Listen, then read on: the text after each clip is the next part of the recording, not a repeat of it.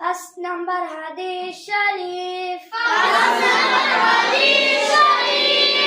মিফতাহুল জান্নাতিস সালাহ পাঁচ নম্বর হাদিস শরীফের অর্থ নামাজ বেহেশতের চাবি।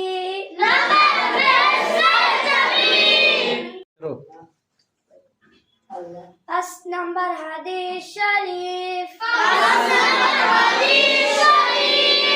মিফতাহুল জান্নাতিস সালাহ